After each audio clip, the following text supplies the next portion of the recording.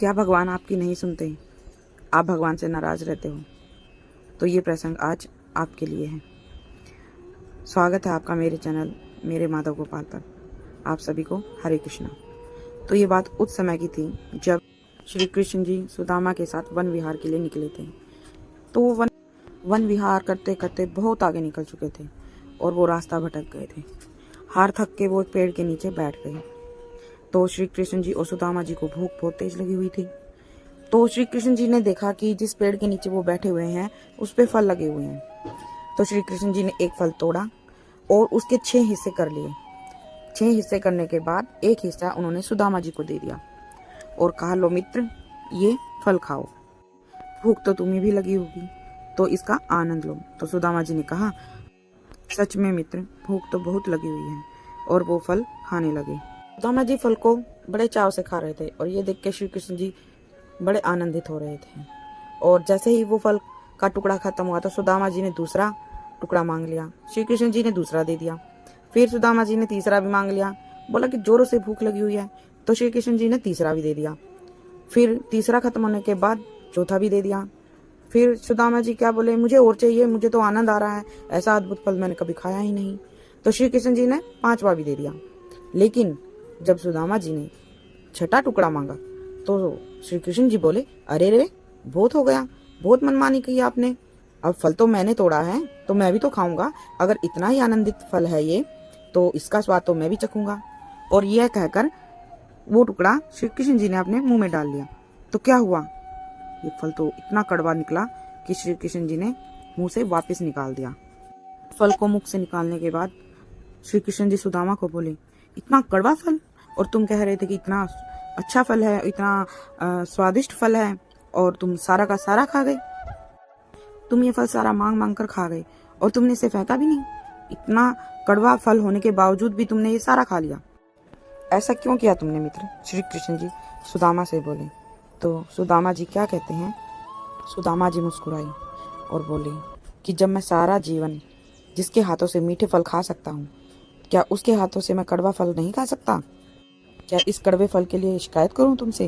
क्या तुम्हारा स्नेह मुझसे कम है? भूख तुम्हें भी लगी हुई थी कृष्ण, और फल तुमने तोड़ा, टुकड़े किए, और पहला टुकड़ा तुमने मुझे दिया। तुम इतना प्रेम मुझसे करते हो, क्या मुझे प्रेम तुम्हें करने का इतना अधिकार नहीं? क्या ये भाव मैं अपने भीतर ना रखूं? क्या मेरा कोई अधिकार नहीं कि जितना प्रेम तुम करते हो श्री कृष्ण, क्या मैं तुमसे उतना प्रेम नहीं करता? जीवन भर तुमने मुझे सब सुख दिए, मेरी हर स्थिति में मेरा साथ दिया, मुझे सुरक्षा दी, मेरे सहायक बन के खड़े रहे। तुमने मुझे कितना प्रेम दिया है, क्या मैं वो सारे सुख भूल जाऊं?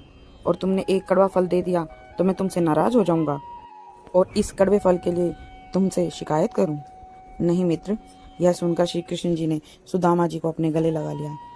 श्री कृष्ण जी सुदामा से अद्भुत प्रेम करते थे और इतना प्रेम करते थे कि जिनके चरण धोना अपना सौभाग्य मानते हैं, उनके चरण धुले हुए पानी को चरणामृत मानते हैं, ग्रहण करते हैं। देवी देवता भी जिनके चरणों को स्पर्श करने के लिए तरसते हैं, वो श्री कृष्ण अपने मित्र सुदामा जी के चरण धोते हैं।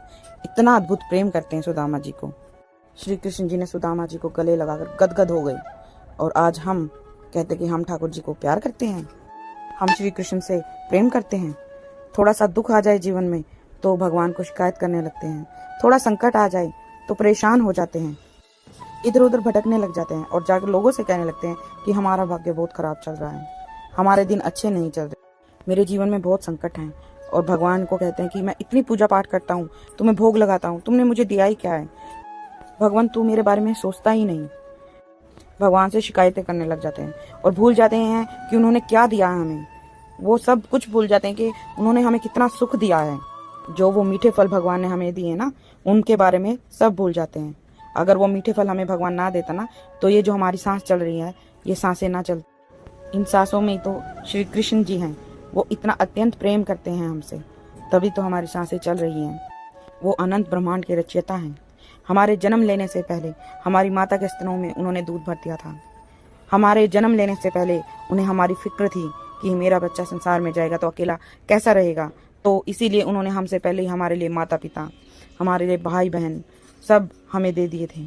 और तुम कहते हो कि भगवान ने हमें दिया ही क्या है? उनसे इतनी शिकायत, क्या तुम अपने सुख भूल जाते हो? तुम कहते हो कि ठाकुर जी से तुम प्यार करते हो, असल में तो ठाकुर जी हमसे प्यार करते हैं। हम सेवा नहीं करते, वो हमारी सेवा करते हैं, तभी तो इस संसार में हमें जन्म दिया। अगर आपके जीवन में अब कभी दुख आए तो उन सभी सुखों को याद करना जो भगवान कृष्ण ने हमें दिए हैं। हमेशा खुश रहिए, सदा अपना और अपनों का ख्याल रखें। हरे कृष्णा।